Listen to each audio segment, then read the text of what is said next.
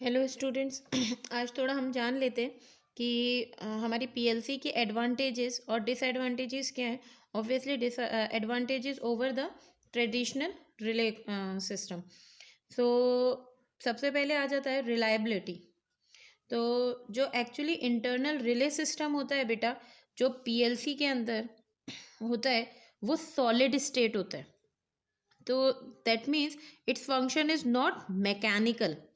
Like पुराने time में जो कॉम्प्लेक्स रिले सिस्टम और कंपोनेंट्स टाइप होते थे, उनमें क्या होता था कि हर बार रिले ओपन क्लोज होता था, तो स्लाइटली आर्किंग के साथ होता था, तो जो एक्चुअली कॉन्टेक्ट्स को हमारे धीरे धीरे डिस्ट्रॉय कर देती हैं। जो आज के actually solid state type relay function जो हमारे पीएलसी में होते हैं, उसमें ये प्रॉब्लम हमारी ख़त्म हो जाती है, तो रिलायबिलिटी बढ़ जाती है। Next is easy of trouble shooting.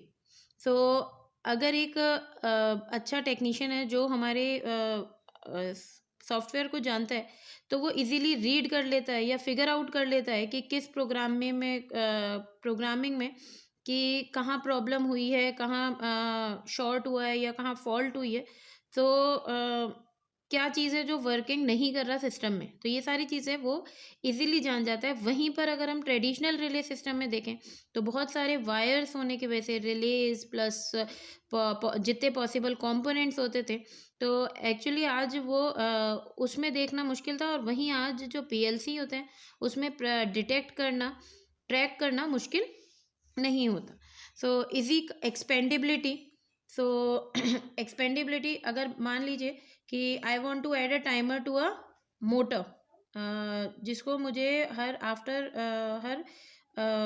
5 second में मुझे जो है वो वर्क कराना है, ठीक है, टर्न ऑन कराना है। तो मुझे क्या करना होगा कि सिर्फ एक प्रोग्राम लिखना है, सेट करना है, और फ्यू सेकेंड्स में वो चीज़ हो जाती है। बट वहीं पर अगर यही काम मुझे कॉम्प्लिकेटेड रिले में करना होता, तो मुझे क्या करना होता है, मैं एक I have to add an entirely new physical component. So उसके उसके ऊपर क्या है, I have to do a proper wiring, और वो सारा सिस्टम करने के लिए I have to pay someone to come and install the same. तो अब वो टाइम भी लेगा, कॉस्टली भी है, कॉम्प्लिकेटेड भी है, और मुझे इन सब चीज़ों के लिए मतलब एक अच्छा टेक्नीशियन भी चाहिए। तो पीएलसी क्या कर रहा है, मेरा टाइम भी सेव कर रहा है, चीपर भी है, कंपोनेंट जो है कंपोनेंट कॉस्ट भी मेरी कम हो रही है, लेबर कॉस्ट भी कम हो रही है। तो ये सारी चीज़ें जो हैं वो इजी एक्सपेंडेबिलिटी में आ जाती हैं इसके। Next, smaller size. So smaller size के लिए मैंने आपको बताया था कि जितने फिजिकल रिलेज, टाइमर्स और काउंटर्स और कंट्रोलर्स होते हैं, तो वो सब चीज़ें जो होती थी हमारे पुराने आरएलसी सर्किट में, तो वो सारी चीज़ें फिजिकली काफ़ी बड़ी बड़ी होती थी। वहीं पीएलसी के अंदर ये सारी चीज़ें हैं, बट वो तब भी इतना कॉम्पैक्ट साइज में हमें, बहुत ही छोटे साइज में हमें अवेलेबल है, राइट। देन नेक्स्ट है हमारा फ्लेक्सिबिलिटी। तो एक सिंपल पीएलसी जो है वो रन कराता है बहुत सारी मशीन्स को।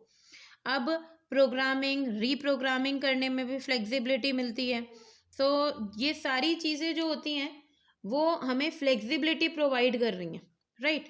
सो नेक्स्ट है हमारा टेस्टिंग। सो पीएलसी की जो टेस्टिंग और इवेल्युएशन होता है लैब में, वो किया जा सकता है इजीली। उसमें वैलिडेटेड, करेक्टेड, तो ये सारी चीज़ें जो होती हैं, हमारा वैल्यूएबल टाइम हमारा बचा रही है, ठीक है। नेक्स्ट है हमारा विजुअल ऑब्जर्वेशन। सो आप नज़र रख सकते हैं स्क्रीन पर जब भी प्रोग्राम पीएलसी का रन भी कर रहा है। तो विजुअल ऑब्जर्वेशन मतलब हर वक्त आप ऑब्जर्व कर रहे हैं, अपने प्रोग्राम को रन कराते देख पा रहे हैं कि एक्चुअली हमारा जो प्रोग्राम है वो कैसा रन कर रहा है, सॉफ्टवेयर जो हमने डाला है वो कैसा रन कर रहा है। सो इन ऑल मैं आपको बता दूं, ये क्विक है, इजी है, सिंपल है, less wiring, less space, less power consumption. मतलब इसमें सबसे अच्छी बात ये भी है कि जब हम आज के टाइम में पहले मॉड्यूलर टाइप हमारे पास जो थे PLCs, उसमें तो इनपुट आउटपुट इंटरफेसिंग हमें स्पेशली देनी पड़ती थी। आज के कॉम्पैक्ट PLCs में तो इनपुट आउटपुट इंटरफेसिंग भी ऑलरेडी गिवन होती है इंस्टॉलेशन के टाइम पे। सो और इसके बेनिफिट्स मैं आपको बताऊं कि जैसे 4 से 5 रिले के बराबर होती है एक PLC की लागत। तो अगर मैं बताऊं तो एक PLC जो है वो 100 रिले को रिप्लेस कर रही है। तो सी कितनी सारी एडवांटेजेस हैं कि जो आज PLC ने टोटली पुराने ट्रेडिशनल कॉम्प्लेक्स रिले सिस्टम को ऑलमोस्ट हमारे मार्केट से हटा दिया है, राइट। अब किसी चीज़ की अगर एडवांटेजेस हैं तो ऑब्वियसली डिसएडवांटेजेस भी हमारी साथ साथ होती हैं, है ना। सो ऐसा नहीं होता कि सिर्फ एडवांटेजेस ही हम लोग देखें, डिसएडवांटेजेस भी आप लोग इसकी समझिए कि लाइक फिक्स्ड सर्किट ऑपरेशन है इसका, कि एक सर्किट है, एक फिक्स्ड हो चुका है, एक छोटा सा कॉम्पैक्ट आपके पास सिस्टम आ रहा है, उसे बार बार ऑपरेट कराना नहीं है, तो फिक्स्ड सर्किट ऑपरेशन है। PLC manufacturers offer only close loop architecture, मतलब एक बंद डिब्बे में अपना पूरा आर्किटेक्चर पैक कर कर वो देते हैं, ठीक है। And it has limited design and cost option. So जैसे अगर एक मैन्युफैक्चरिंग कंपनी है तो उसका डिज़ाइन अपना है, उसके कॉस्टिंग अपनी है, ये चीज़ हो जाती है। PLC device are proprietary, it mean proprietary का क्या मतलब होता है बेटा, मेरी प्रॉपर्टी वाला कॉन्सेप्ट समझ लीजिए आप कि ये मेरी प्रॉपर्टी है। तो ऐसे ही हर मैन्युफैक्चरर क्या करता है, अब सॉफ्टवेयर अपना सॉफ्टवेयर होता है। और मैंने आपको बताया था जब मैं आपको मैन्युफैक्चरर्स के बारे में बताई थी कि अगर सॉफ्टवेयर किसी मैन्युफैक्चरर का है तो आपका PLC भी उसी मैन्युफैक्चरर का होना चाहिए। सो आप एक सॉफ्टवेयर को, एक मैन्युफैक्चरर से सॉफ्टवेयर को ले लो और दूसरे मैन्युफैक्चरर से आप उसके पार्ट्स ले लो, तो ऐसा नहीं हो सकता।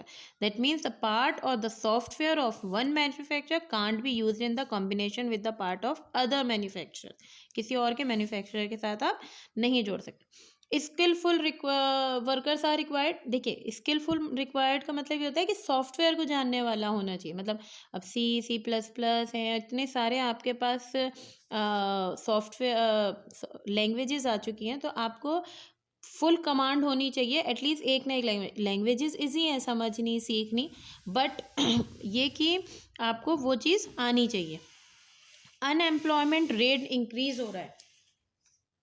अनएम्प्लॉयमेंट रेट इंक्रीज होने का मतलब ये है कि आप ये देखिए कि कितना सारा, अभी मैंने आपको बताया था कि वायरिंग वगैरह का कॉन्सेप्ट है, अब लेबर बुलाई जाती है, काम करवाया जाता है, वो सब चीज़ों से हम बच रहे हैं। तो अनएम्प्लॉयमेंट रेट मीन्स ये एक स्मार्ट मशीन है जो ऑटोमेटिकली काम कर रही है, तो हमारे जितने भी लेबर वर्क कर रही थी वो बहुत कम हो जाती है। So next is initial cost, sorry initial किस पे निकले थे, इनिशियल कॉस्ट जो है वो हमारी हाई होती है। नो डाउट कि भाई पूरा टाइम इसकी जो कॉस्टिंग होती है मेंटेनेंस की वो कम होती है, बट जो कॉस्टिंग इनिशियली लगती है वो ऑब्वियसली ज़्यादा होती है।